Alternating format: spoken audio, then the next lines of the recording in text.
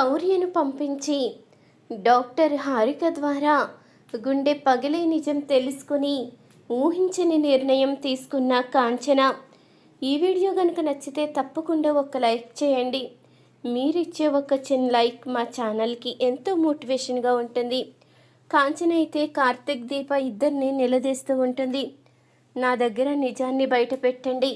నాకు పారిజాతం పిన్ని అంతా చెప్పింది, కానీ మీరు మాత్రం నా దగ్గర ఎలాంటి నిజాలు చెప్పకుండా దాచిపెడుతున్నారు.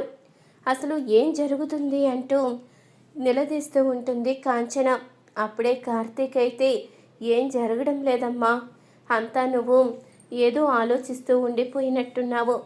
పారు ఎప్పుడూ కూడా ఎవరో ఒకళ్ళ మధ్య గొడవ పెట్టాలనే చూస్తుంది కదా, అయినా పారు సంగతి తెలిసి కూడా నువ్వెందుకు ఇలా మాట్లాడుతున్నావు అంటూ అడుగుతూ ఉంటాడు కార్తీక్. అయితే పారిజాతం పిన్ని చెప్పింది అనే కారణంతో నేను మిమ్మల్ని నిలదీయడం లేదు. కొద్ది రోజులుగా దీప ప్రవర్తన కానీ నీ ప్రవర్తనలో కానీ చాలా మార్పు కనిపిస్తుంది. అసలు తల్లి కాబోతున్న ఒక ఆడపిల్ల ఎంతో సంతోషంగా నవ్వుతూ తన మొహంలో చిరునవ్వుతో అందరినీ కూడా సంతోషపడేలా చేస్తుంది. కానీ దీపను చూస్తూ ఉంటే కొద్ది రోజులుగా తన మొహంలో నవ్వు లేదు, ఆనందం లేదు. నేను ఏం చేసినా తను దానికి వెనుకాడుతూనే ఉంది. అమ్మవారి గుడిలో బిడ్డ కోసం పూజ చేయిస్తాము అంటే అందుకు కూడా ఒప్పుకోలేదు. ఇవన్నీ చూస్తూ ఉంటే పారిజాతం పిన్ని చెప్పిందే నిజమని నా మనసుకి అనిపిస్తుంది అంటూ ఇక కాంచనైతే అనంగానే, లేదమ్మా నువ్వు అనుకుంటున్నట్టు ఏమీ జరగలేదు అంటూ ఇక కార్తీక్ అనంగానే, సరే ఆ మాట నా చేతిలో ఒట్టు వేసి చెప్పండి అంటూ అడుగుతూ ఉంటుంది కాంచన. నీకు పారు మాట తప్ప మా మాట మీద నమ్మకం లేనప్పుడు నీతో ఒట్టు వేసి ఎలా మాట్లాడతాము, నేను ఏమీ చెప్పలేను అంటూ ఇక కార్తీక్ అయితే బాధగా లోపలికి వెళ్ళిపోతాడు. ఇక దీప కూడా లోపలికి వెళ్ళిపోతుంది. చూసారా ఏం చేశారో, నేను గట్టిగా అడిగేసరికి ఏదో వంక పెట్టుకుని ఇక్కడి నుంచి వెళ్ళిపోయారు. అదే వాళ్ళు తప్పు చెయ్యకపోతే అలా భయపడరు కదా, ఇప్పుడేమంటావక్క అంటూ అడుగుతూ ఉంటుంది కాంచన. నువ్వు కంగారు పడుకు చెల్లమ్మ, అంతా నేను చూసుకుంటాను, దీపని అడిగి నిజం నేను తెలుసుకుంటాను అంటూ అనసూయ అయితే సర్ది చెప్తుంది. ఇక అనుకున్న విధంగానే దీప కార్తీక్ అయితే కొంతసేపటి బయటికైతే వస్తారు. అమ్మ, ఈ తలపోట్ల మధ్య మేము ఉండలేకపోతున్నాము. కొద్ది రోజులు సంతోషంగా ఉండాలని దీప కోరుకుంటుంది. అందుకే కొద్ది రోజులు బయటికి వెళ్తాము. ఈ విషయంలో మాత్రం నువ్వు ఎలాంటి అడ్డు చెప్పడానికి వీల్లేదు అంటూ ఇక అడుగుతూ ఉంటాడు కార్తీక్. అయితే మీరు కోరుకుంటే ఇక నేను మాత్రం ఏం చేస్తాను, వెళ్ళి రండి అంటూ కాంచన అయితే ఒప్పుకుంటుంది. ఇక దీప కార్తీక్ ఇద్దరు కూడా బయటికి వచ్చిన తర్వాత ఇక దీప అయితే అడుగుతూ ఉంటుంది, అత్త ఇంత సులువుగా ఒప్పుకుంటుందని అస్సలు అనుకోలేదు బావా అంటూ అనంగానే, నేను కూడా అదే ఆలోచిస్తున్నాను. అమ్మ ఎందుకు ఇంత సులువుగా ఒప్పుకుందో నాకు అర్థం కావడం లేదు. అసలు అమ్మ ఏం ఆలోచిస్తుందో తెలియడం లేదు అంటూ కార్తీక్ అయితే చెప్తూ ఉంటాడు. ఇక కార్తీక్ దీప ఇద్దరూ కూడా హాస్పిటల్కి అయితే వెళ్తారు. ఇద్దరూ ఇక హాస్పిటల్కి వెళ్ళిన తర్వాత డాక్టర్ అయితే అడుగుతూ ఉంటుంది, ఒక్కసారి మళ్ళీ ఆలోచించుకోండి కార్తీక్, అంతా అయిపోయిన తర్వాత ఏది కూడా మళ్ళీ తిరిగి రాదు అంటూ అనంగానే, మేము అన్నిటికీ సిద్ధపడే వచ్చాం డాక్టర్, ఇక ఆలోచించేది ఏమీ లేదు, మీరు చెయ్యాలి అనుకున్నది మీరు చెయ్యండి అంటూ కార్తీక్ అయితే చెప్తూ ఉంటాడు. ఇక కార్తీక్ చెప్పంగానే డాక్టర్ హారిక అయితే నిర్ణయించుకుంటుంది, సరే ఈ రోజు నుంచే ట్రీట్మెంట్ మొదలు పెడతాను అంటూ డాక్టర్ హారిక అయితే ట్రీట్మెంట్ మొదలు పెడుతుంది. ఇక అలా ఆ విధంగా హాస్పిటల్లో దీపకైతే ట్రీట్మెంట్ జరుగుతూ ఉంటుంది. ఇంతలో ఇక కాంచన అయితే కార్తీక్కి ఫోన్ చేస్తుంది. ఏంటమ్మా చెప్పు అంటూ కార్తీక్ అయితే అడుగుతూ ఉంటాడు.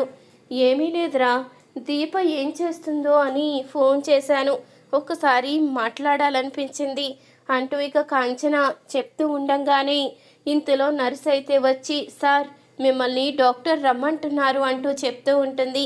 ఇంతలో ఆ మాట అయితే కాంచన వినేస్తుంది. ఇదేంటి డాక్టర్ రమ్మనడం ఏంటి, వీళ్ళు ఎక్కడికి వెళ్ళారు అంటూ ఆలోచిస్తూ, కార్తీక్ ఏంటి పక్కన ఎవరో మాట్లాడుతున్నట్టున్నారు అంటూ అనగానే ఏమీ లేదమ్మా, పక్కన వాళ్ళే, నేను తర్వాత ఫోన్ చేస్తాను అంటూ కార్తీక్ అయితే ఫోన్ పెట్టేస్తాడు. నేను అనుమానించినట్టే ఏదో జరుగుతుంది, ఖచ్చితంగా నిజం తెలుసుకోవాలి. డాక్టర్ అంటున్నారంటే ఖచ్చితంగా వీళ్ళు డాక్టర్ హారిక దగ్గరికే వెళ్ళుంటారు. నేను ఆవిడ్ని కలుసుకోవాలి అంటూ నిర్ణయించుకుంటుంది. నిజాలు ఎలా తెలుసుకోవాలో అర్థం కావడం లేదు అంటూ ఆలోచిస్తూ ఉంటుంది. ఇంతలో మరొక వైపు పారిజాతం చెప్పిన మాటలకి సుమన్నారాయణ అయితే దశరథని నిలదీస్తూ ఉంటాడు. ఏంట్రా, దీప తన కడుపులో బిడ్డని వద్దు అనుకుంటుందంట కదా, ఈ విషయం నీకు తెలుసంట కదా, అసలు ఏం జరుగుతుంది అంటూ అనగానే ఇక దశరథ కూడా తడబడుతూ ఏవో చెప్పి తప్పించుకుంటాడు. దశరథ మాటలు చూస్తూ ఉంటే ఏదో అనుమానంగా ఉంది, కాంచననే అడగాలి అంటూ ఇక సుమన్నారాయణ అయితే కాంచన దగ్గరికి వెళ్తాడు. ఏంటమ్మా, ఏం జరుగుతుంది? దశరథని అడిగినా నిజం చెప్పడం లేదు, వాడి మాటల్లో ఏదో తడబాటు కనిపిస్తుంది అంటూ అనగానే ఏమో నాన్న, నాకు కూడా ఏమీ అర్థం కావడం లేదు.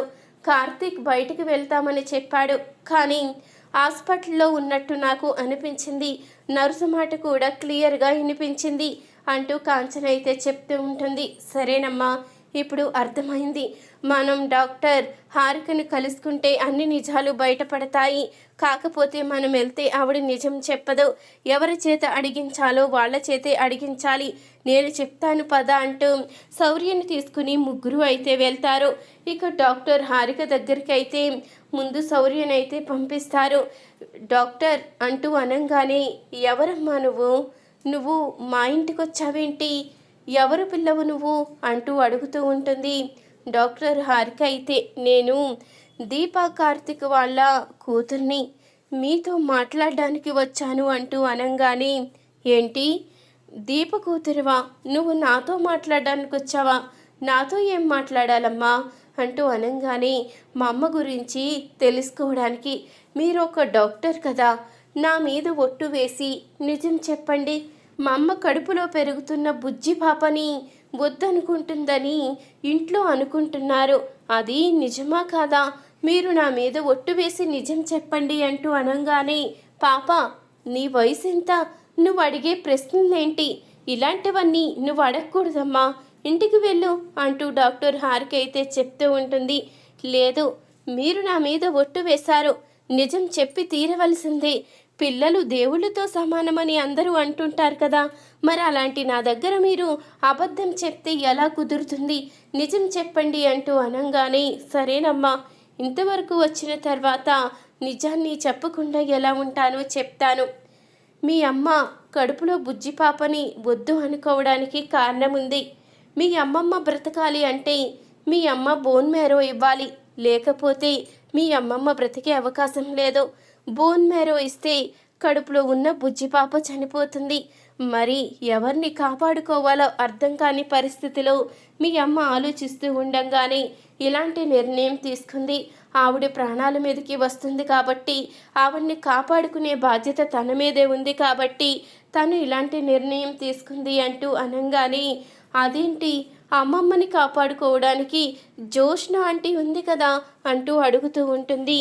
శౌర్య అయితే జోష్న మీ అమ్మమ్మ గారి కన్న కూతురు కాదు కదా, అసలైన వారసురాలు మీ అమ్మేనమ్మా, నువ్వు ఆ ఇంటి మనవరాలివి. ఈ విషయం ఇప్పటి వరకు వాళ్ళెవ్వరికీ కూడా తెలియదు, ఒక్క మీ తాతగారికి అలాగే మీ అమ్మా నాన్నకి తప్ప ఈ విషయం మీకు ఎవరికీ తెలియదు అంటూ డాక్టర్ హారిక అయితే శౌర్యతో చెప్తూ ఉంటుంది. ఈ మాటలన్నీ విన్న కాంచన అయితే అసలు నిజం తెలుసుకుంటుంది. నాన్న, నేను అనుమానం పడ్డట్టే జరిగింది, అంటే దీప నా మేనకోడలు నాన్న, నా అన్న కూతురు.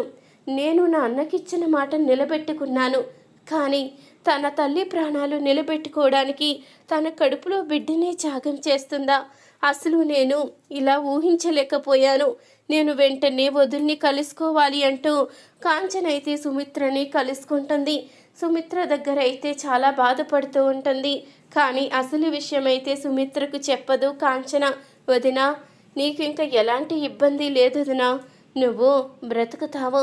ఈరోజే నేను నిజం తెలుసుకున్నాను, నీకు ఆ దేవుడే రక్షగా ఉన్నాడు. తర్వాత నీకు ఒక విషయం కూడా చెప్పాలనుకుంటున్నాను.